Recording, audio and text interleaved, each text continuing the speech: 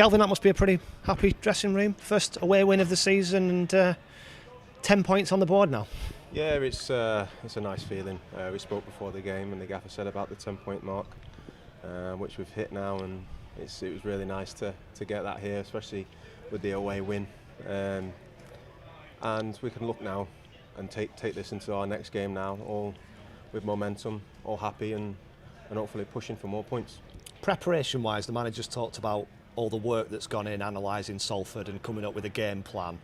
How satisfying is it when that work and watching the videos and all the stuff you do in training pays off? Yeah, definitely. Obviously, the staff, they put hours on end, putting clips together and breaking it all down for us into small blocks so we can watch it and sort of see it in a small amount of time rather than watching full games and analysing that way. So it's really good for them that it's come off and for us to take it on board, and it's a real happy feeling. How much difference does it make? You were 1-0 up, but then you end up going in 2-0 at half time. Psychologically, how much of a boost is that, particularly with the way the goal came about? Yeah, definitely. The 2-0 lead it's a funny old score because if the other team score, it's game on sort of thing.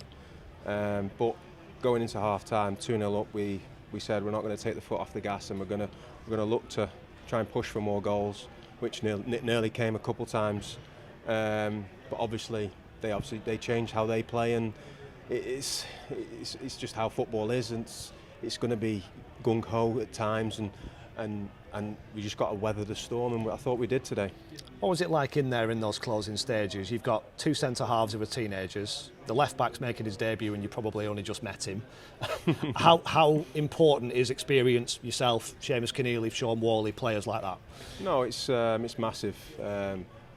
Obviously, Brad, I wouldn't class him as a young lad. He plays like a lot older than what he is, and I just think you've just got to communicate. Communication makes football so much easier, and that can likely come from the experienced lads and talking the way through the end of the game. And obviously there was a penalty in there, but it was a bit controversial. I thought I don't know.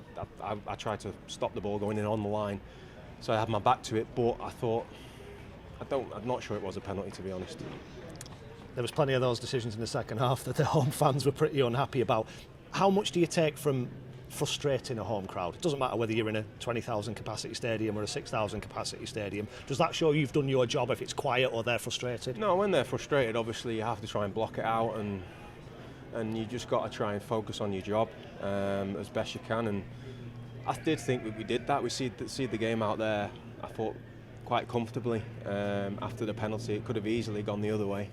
But I thought we defended well as a team, not even just as a back four. I thought even the lads that came on put a right shift in for us to get the win.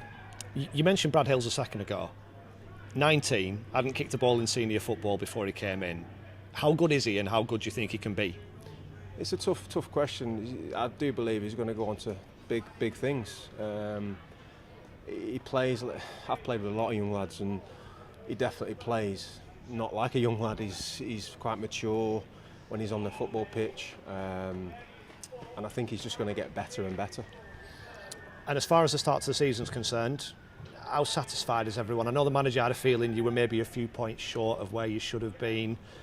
Does this win tip that balance a little bit, perhaps? Yeah, I mean, I think 10 points from five games, is it now?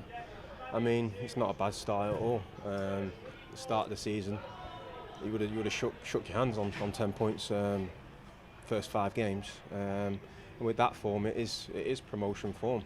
And hopefully we can just carry on. And I think Salford are a good team today. I do. I thought they played some good football without hurting us too much.